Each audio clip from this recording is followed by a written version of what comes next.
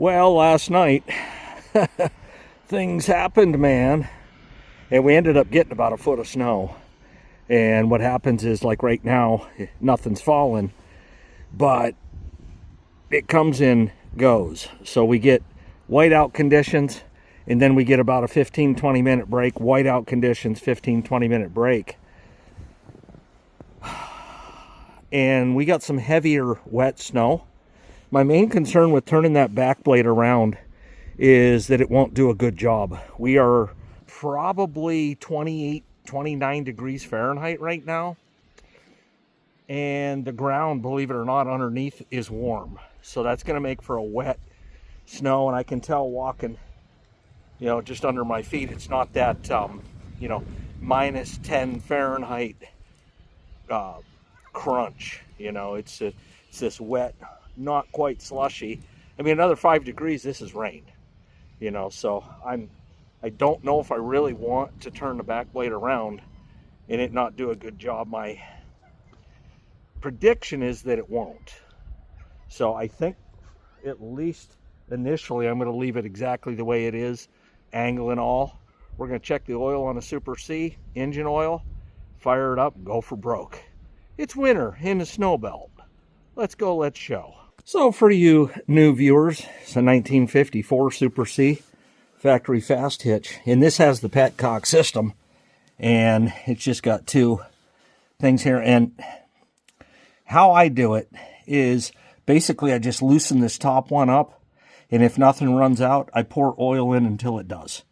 It's that simple. I was told somewhere along the way if the difference between this and this is about 1 quart. Well, this is absolutely a cold start.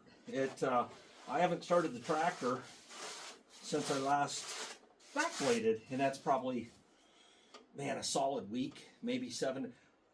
That's what we got videos for. I can go check that video, and I can tell you, sometimes the videos, like I'm shooting this video, and it's Thursday, it could be Friday by the time I upload it, so it's not always spot on, but it's close. And, yeah. So let's get the old girl fired up. Woo! That seat's cold, Ski. Alright, little choke. Out of gear. I'm in the seats for safety.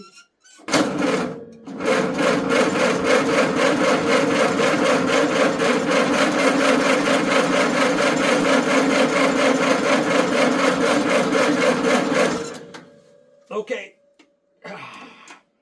Gulu time. One of the problems with not running your tractors enough in the wintertime is the batteries never get a charge. And, overnight it can be 10 degrees and several nights like that, and they just don't do well. But yeah, I'll get the Gulu and this thing will fire right up. Well, this is the old Gulu. I prefer this one. The other one that they sent me has an inflator on it, okay, and it's bigger.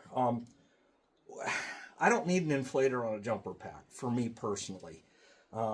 If I need an inflator, I just have a separate unit entirely, and that's smaller too. But this is the old Gulu, and I prefer this. And basically what you do is you hook it positive, negative, and then it'll come on, tell you the percentage. This should be at 100 because, well, I had it on charge. And then I hit the boost 2-3 times. Poke, poke, poke. And then start the tractor. And it'll turn really fast, and that's what this tractor needs to start today. So yeah, yo Gulu.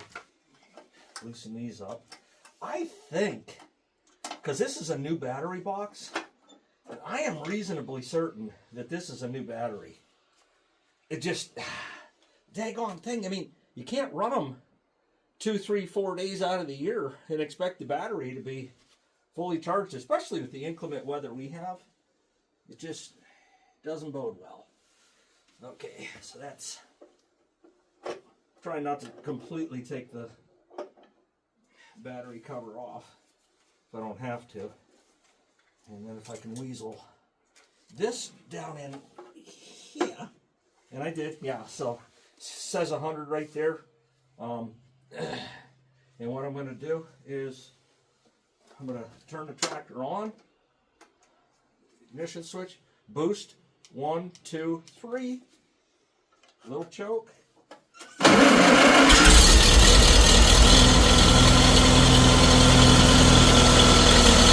Super C ranks up there as one of my favorite tractors. It's so versatile. Still love with it. And they labeled these right out of the gate as I think 180 to 100 acre tractor.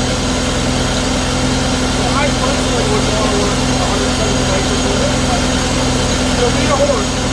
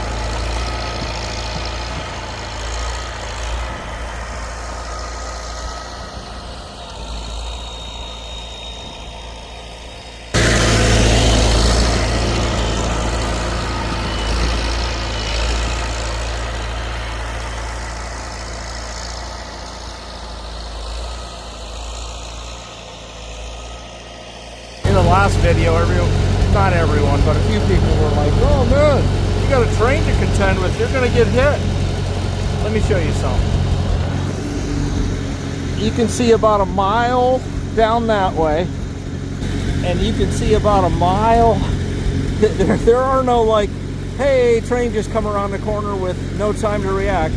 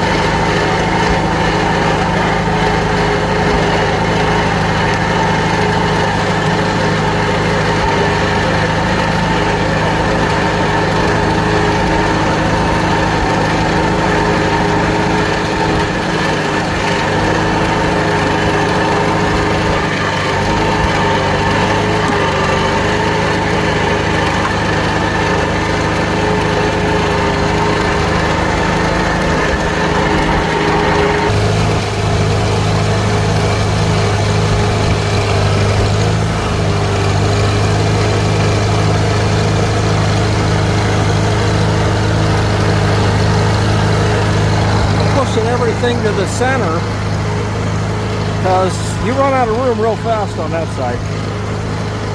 if I have to get the loader fired up, well, then I can move it. Hopefully we're not going to have that kind of winter. That's the hope.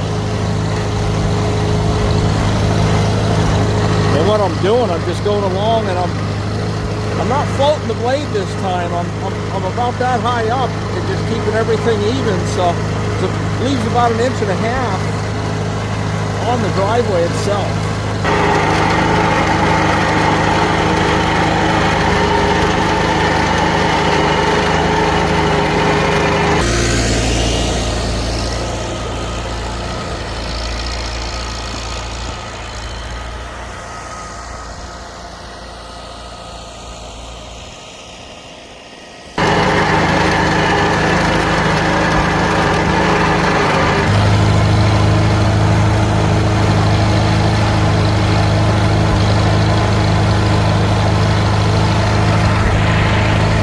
Yeah, this is the critical spot right here.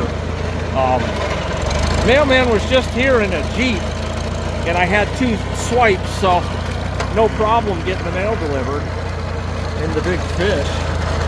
But I'm going to come up and get one more swipe right here, and that should do it. I don't know.